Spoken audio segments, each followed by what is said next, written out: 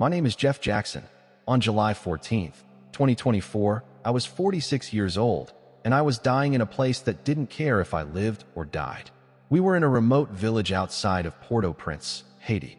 I had been a missionary for 22 years, the kind of man who measured his worth by the number of wells dug and Bibles distributed.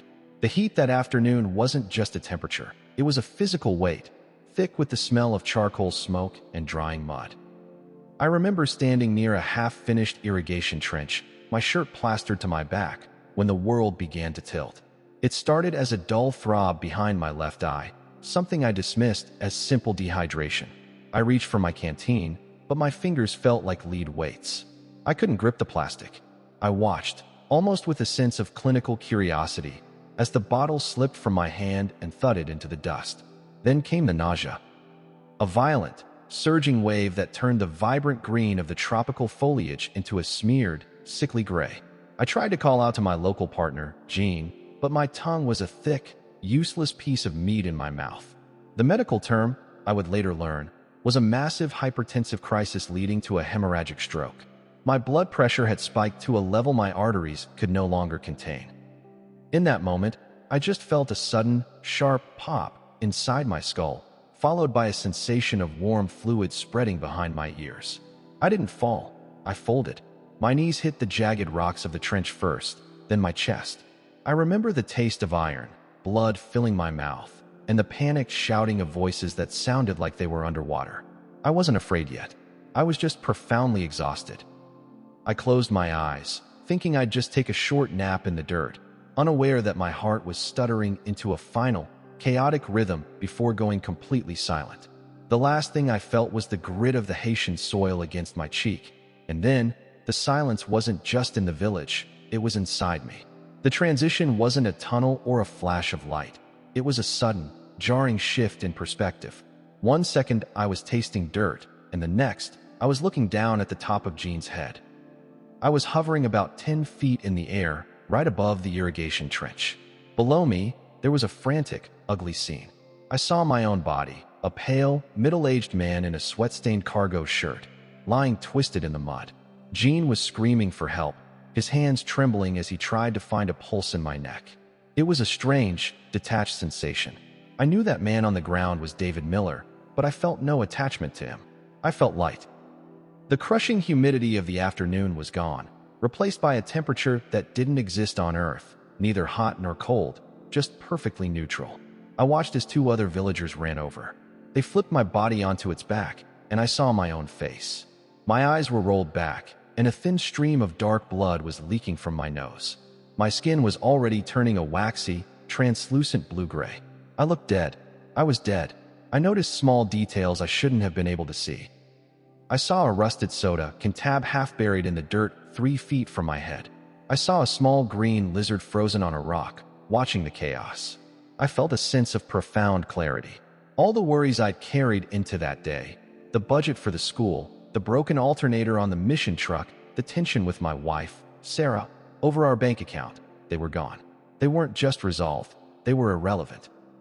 I began to drift upward, not because I was being pulled, but because the earth no longer had any claim on my weight.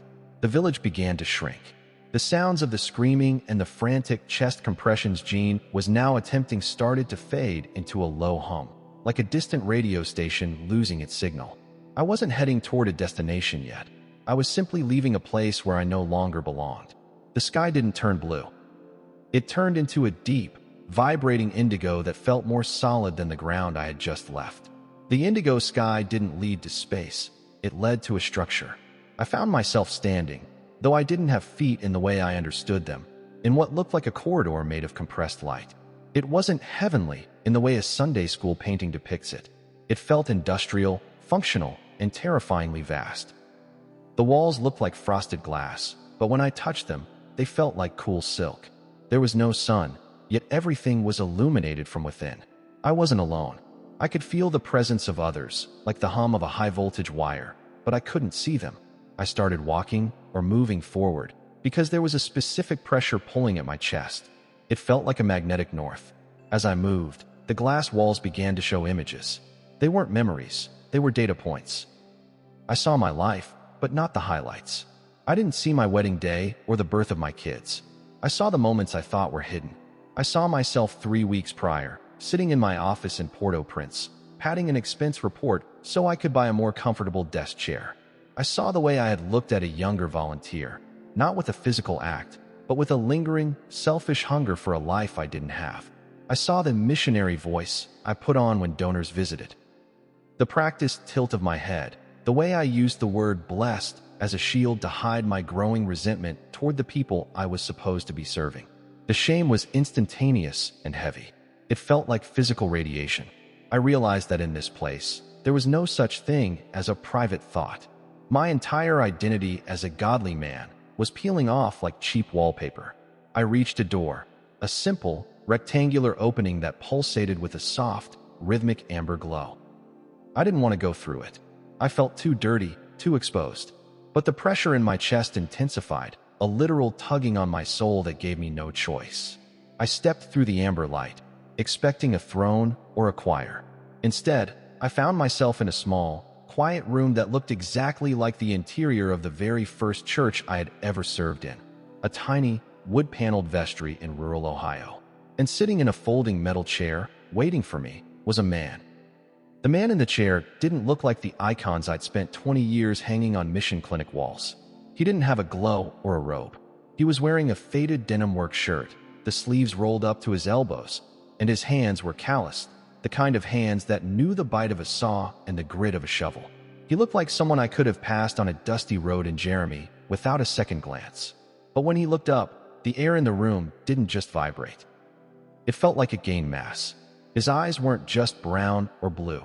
They were a deep, terrifyingly clear amber that seemed to hold the weight of every conversation I'd ever had. "Sit down, David," he said. His voice wasn't a booming thunder. It was quiet, steady, and held a resonance that bypassed my ears and went straight into my marrow. I looked for another chair, but there wasn't one. I just sank, and suddenly, I was sitting on a matching metal chair. The cold of the steel felt impossibly real against my legs. I felt like a child caught in a lie. I wanted to recite my resume, the 22 years of service, the 300 baptisms, the clinics I'd helped fund. I wanted to tell him about the malaria I'd survived and the sacrifices Sarah and I had made. But as I opened my mouth, the words dissolved. In this room, my achievements felt like a pile of dirty rags. "You've been very busy," he said. There was no sarcasm in his tone, but there was a weight of sadness that hurt worse than a rebuke. He leaned forward, resting his elbows on his knees. "But David, who were you building that kingdom for? Because it wasn't for me. And it certainly wasn't for the people you were supposed to love." I tried to argue, my heart hammering against my ribs, a heart I knew was currently stopped in a Haitian trench. "I gave everything," I whispered. "I left my home. I lived in the heat. I worked until my body broke." He looked at the floor for a moment, then back at me. "You worked until your ego broke, David. You didn't give everything. You gave the parts of yourself you wanted people to see. You used my name to build a monument to your own endurance." He reached out and touched the air between us, and the room began to dissolve into a scene I recognized with a jolt of pure, cold dread. The wood-paneled vestry blurred away, and suddenly we were standing in my kitchen back in Port-au-Prince. It was 6 months ago. I saw Sarah sitting at the small wooden table, her face buried in her hands. I saw myself standing by the sink, staring out the window, my jaw set in that hard, righteous line I used whenever I wanted to end an argument. "I can't do this anymore, David," Sarah's voice echoed through the room. She looked exhausted, her skin sallow from the humidity and the constant stress. "The kids are struggling. We haven't had a real conversation in a year. You're always at the site. You're always doing the Lord's work. But you're never here." I watched the me in the memory turn around. My voice was cold, sharp as a razor. "The Lord's work comes first, Sarah. If you can't handle the calling, maybe you should go back to the States for a while." In the kitchen, Sarah flinched as if I'd struck her. In the vision, standing next to the man in the denim shirt, I felt the actual sting of those words. I felt the pride that had fueled them, the sick satisfaction of using God as a weapon to silence my wife so I wouldn't have to face my own failure as a husband. "You called that sacrifice," the man said quietly, standing next to me in the flickering memory of my kitchen. "But it was abandonment. You abandoned her in my name." You ignored the cries of your own children to hear the applause of the donors who read your newsletters. The scene shifted again, faster now. I saw the mission's bank account on a laptop screen. I saw the $1,200 I'd moved from the emergency medical fund to the building project because I wanted the new chapel to have a copper roof that would look better in the drone footage for the year-end video. I saw a local mother, Marie, whose son had been denied medicine because that fund was dry. The copper roof didn't save that boy, David, the man said. He didn't die, but his mother's faith in me did. She saw your roof, and she saw her son's fever, and she decided I was just another landlord. The weight of it was becoming unbearable. I wasn't being judged by a set of rules. I was being shown the ripples of my own coldness. I felt a sudden, sharp pain in my chest. Not the stroke, but a spiritual tearing. I'm sorry, I choked out. I thought I was doing it right. The man in the denim shirt stood up. The kitchen vanished, and we were back in the indigo void. But the floor beneath us was now a mirror. I looked down and saw not my face, but the face of my eldest son, Caleb. He was 20 now, back in Ohio for college. In the reflection, he was sitting in a dark dorm room, a bottle of cheap whiskey on the desk and a handful of pills in his palm. He looked hollowed out. "This is the cost of your success," the man said. The calmness in his voice was gone, replaced by a searing, direct intensity. Caleb hates the word missionary. He hates the word faith, because he grew up seeing that faith meant his father was always too busy for him. He thinks I am like you, demanding, distant, and obsessed with the appearance of holiness. The image of Caleb shifted. I saw a text message on his phone screen, one he hadn't sent yet. It was addressed to me. "I'm done, Dad. Don't call me. I'm changing my name. I don't want anything to do with your God or your life." "This happens tonight," the man said. "While your body lies in that trench, Caleb is making a choice that will sever your family forever. You think you've been winning souls, but you've been losing your own house. You've been corrected today, David, because if you go back as the man you were, you will lose him. And if you lose him, all those wells you dug won't mean a thing in my kingdom." I reached down toward the mirror, toward the image of my son, but my hand hit the hard, cold surface of the light. I felt a sense of absolute powerlessness. This wasn't a warning about the world or the end times. This was a warning about the end of me. The institutional life I had built, the missionary David Miller persona, was a total failure. "Why are you telling me this?" I cried out.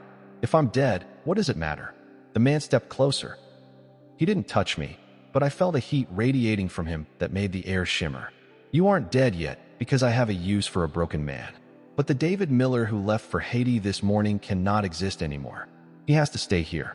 He has to die in that trench." He looked at me, and for the first time, I saw a flash of something like a warning in his amber eyes. "There is a shift coming, David. Not just for you, but for the work you claim to do. The age of the great man is over. I am tearing down the steeples built on pride. I am starting with yours." The man in the denim shirt didn't move, but the air around him began to hum with a frequency that made my teeth ache. The small vestry room didn't just fade. It peeled away like burnt paper, revealing a horizon that stretched into infinity. He looked at me, and his gaze was like a physical weight pressing against my chest. "You asked why the title of your life has been rewritten, David. It's because you were preaching a gospel of performance, and my people are starving for a gospel of presence." He took a step toward me, and the floor, that mirrored glass showing my son's brokenness, rippled like water. "The missionary you created is a lie. You've told people that I am a boss who demands quotas, a judge who weighs their fatigue, and a king who prefers a copper roof over a mother's peace. You corrected the villagers' theology while your own heart was a wasteland of ambition." His voice grew louder, not in volume, but in authority. It felt like the sound of a mountain shifting. "The correction is this: I do not need your work. I do not need your wells. I do not need your polished reports. I want your heart, which you've kept locked away behind a wall of religious busyness. You have used my name to avoid the hard work of being a human being, a husband, a father, a neighbor. You've treated the Great Commission like a corporate ladder." The amber light in his eyes flared. "What changes today is the currency of your life. From this moment, if you return, every brick you lay that isn't laid in quiet, invisible love will crumble. Every word you speak from a platform that isn't spoken in the valley of your own brokenness will turn to ash in the air. The outcome of your ministry is no longer determined by your reach or your impact. It is determined by your willingness to be small, to be forgotten, to be nothing so that I can be everything. I felt a stripping sensation, as if my very skin were being removed. It was the most painful thing I had ever experienced, yet I knew, with a terrifying certainty, that it was the only way I would ever be clean. The man turned his back to me and gestured toward the void. Suddenly, the indigo sky was filled with flickering screens, like 1,000 televisions tuned to different channels. I saw churches, massive, gleaming structures with light shows and coffee bars, and I saw tiny, dirt floor shacks. But a dark, trembling vibration was running through all of them. The warning isn't just for you, David, but you are the messenger because you are the failure, he said, his voice now sounding like grinding stones. A great shaking is coming to the houses built in my name. The era of the personality is being judged. I am pulling the curtain back on the private lives of those who stand in my light but live in the dark. The institutions that have traded my spirit for influence are about to find their influence turned into a curse. I saw images of familiar faces, pastors I had admired, leaders I had quoted in my newsletters. I saw them in hotel rooms, in boardrooms, and in the secret corners of their own minds. I saw the rod of pride eating through the foundations of ministries that looked invincible from the outside. I am letting the weight of their own shadows collapse their walls, he whispered. The world will see the vanity. They will see the greed. And for a season, it will look like my name is being dragged through the mud. But I am not being shamed. I am being vindicated. I am separating the shepherd from the hireling. He looked back at me, his face stern and sorrowful. This is why you are here. This is why you saw Caleb with those pills. Your house is the first to shake. If you want to save your son, you must first let your ministry die. You must go back and tell them not of your success, but of your correction. You must show them a man who was great and found out he was actually bankrupt. This is the only bridge back to the hearts you've broken. If you choose your mission over your family one more time, I will let you have your mission. And it will be the loneliest place in the universe. The images of the shaking churches faded, leaving us in a heavy, expectant silence. The man in the denim shirt stood perfectly still. The door is behind you, David. You can stay here. You can leave the heat, the failure, and the wreckage of your family behind. You can enter into a peace you haven't earned, and I will welcome you because my blood is enough, even for a man as self-absorbed as you. I looked toward the amber light, and for a moment, the thought of never feeling that Haitian humidity again, never feeling the sting of Sarah's disappointment or the terror of Caleb's silence, was incredibly tempting. I could just be done. No more wells, no more reports, no more pretending. But if you stay, he continued, his voice dropping to a low, intimate hum, Caleb will send that text. He will swallow those pills. And Sarah will spend the rest of her life wondering why the God you served was so much more important than she was. She will live in the shadow of your martyrdom, and it will feel like a cold, dark grave. I looked at his calloused hands. I thought about the way I had used those same hands to push people away while pretending to pull them toward God. I thought about the $1,200 for the copper roof and the mother, Marie, waiting in the dust for medicine that never came. A sudden, violent sob racked my soul, not my body, but the very core of my being. It wasn't the righteous sorrow I performed in pulpits. It was the raw, ugly grief of a man who finally saw himself for what he was. I want to go back, I rasped. Not for the mission, not for the wells. I want to go back to tell Sarah I'm sorry. I want to go back to find my son. The man smiled, but it wasn't a cheerful smile. It was the smile of a surgeon who has just finished a difficult, life-saving operation. Then remember the correction, David. The world doesn't need another great missionary. It needs a man who knows he is forgiven. Go. But know this, the proof of this encounter will not be found in a miracle. It will be found in a loss. Before I could ask what he meant, he reached out and pressed his thumb against the center of my forehead. The amber light didn't just surround me. It entered me, and the sensation was like being hit by a freight train of pure, white-hot ice. The return was not a gentle descent. It was a physical collision. One moment, I was in the cool, silent amber of that vestry, and the next, my entire universe was a scream of agony.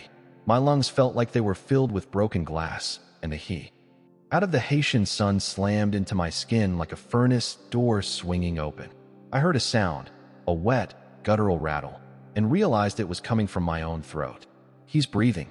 David, David, stay with me." Jean's voice was right in my ear, frantic and raw. I opened my eyes, but the world was a blinding, overexposed white. My head felt like it had been split by an axe. I tried to move my right arm, but it was dead weight, a heavy log pinned to my side. The medical reality of the stroke was crashing back into my consciousness.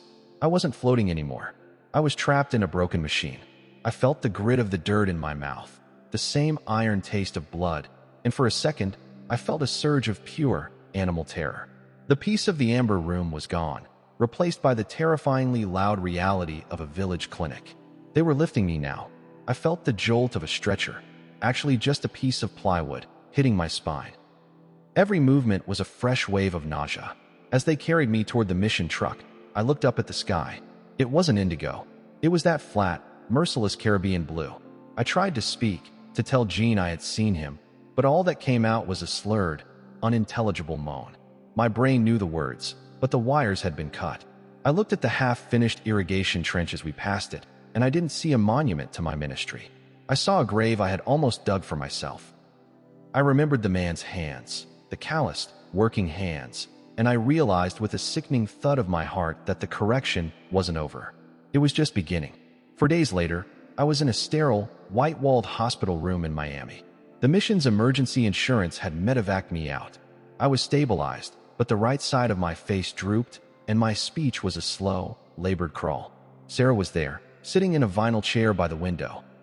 She looked 10 years older than she had a week ago. Her eyes were red-rimmed, and she wouldn't look at me directly. She was mourning a man who was still sitting in the bed. "Sarah," I whispered. The word felt like a stone in my mouth. She looked up, her expression guarded. "The doctors say the physical therapy will take months, David. The mission board called. They're worried about the oversight of the project while you're down. They're sending a replacement team to Port-au-Prince next week." I felt the old David flare up, the one who wanted to argue, to say the project was mine, that no one else could finish the chapel. But then I remembered the copper roof. I remembered the Mother Marie. I let the anger go, and it felt like a physical weight leaving my chest. "Let them have it," I said. Sarah froze. She walked over to the bed, her brow furrowed. "What did you say?" "The project. It doesn't matter." I was wrong, Sarah. I reached out with my left hand, the only one that worked, and took hers. Her skin was cold. "I'm sorry. For everything. For using God to hide from you." She didn't cry. She just stared at me with a look of profound confusion and exhaustion. And then, the door opened. A nurse walked in, holding a cell phone. "Mr. Miller? I have a call from an Officer Higgins in Ohio. He says it's urgent. It's regarding your son, Caleb." The room went silent. The amber light from the vision flashed in the back of my mind. "This happens tonight," he had said. I looked at the clock on the wall. It was 11:15 p.m. My heart, now regulated by monitors and medication, began to race. I knew what was coming. The shaking had reached my front door. The officer's voice was flat, professional, and devastating. Caleb had been found in his dorm room. He hadn't swallowed the pills, not all of them. But he had crashed his car into a concrete divider an hour after writing a text message he never sent. He was alive, but he was in a psychiatric hold. He had told the officers he didn't want his parents notified. He had told them he didn't have a father. Sarah collapsed into the vinyl chair, the sound of her grief a jagged, broken thing that tore through the sterile quiet of the room. I sat there, pinned to the bed by my own stroke, listening to the destruction of the godly family image I had spent 2 decades polishing. This was the loss the man had promised. This was the shaking. 3 weeks later, I was back in Ohio, sitting in a wheelchair in a rehab facility. My ministry was gone. The board had officially moved on, citing my health and financial irregularities regarding the building fund, the $1,200 I thought I'd hidden. The Great Missionary was a headline in a small-town scandal. I was a man with a crooked face, a ruined reputation, and a son who refused to see me. One evening, Sarah brought me a small cardboard box of items from my office in Haiti. At the bottom, under the Bibles and the ledgers, was a single, rusted soda can tab. I picked it up with my trembling left hand. I recognized it instantly. It was the same tab I had seen from 10 feet in the air while my body lay in the dirt of the irrigation trench, the one I shouldn't have been able to see. I looked out the window at the gray Ohio sky. I am no longer a leader. I am no longer a man of God to the crowds. I am just David. I spend my days learning how to tie my shoes again and writing letters to Caleb that he hasn't opened yet. The warning was real. The correction was absolute. The copper roof in Haiti is being installed by someone else today, but for the first time in 20 years, when I pray, I don't give a report. I just sit in the silence, waiting to see if those calloused hands will hold me again. The soda can tab sits on my nightstand, a jagged piece of trash that is the only proof I have that I didn't just dream the amber light. It is cold, sharp, and undeniably real.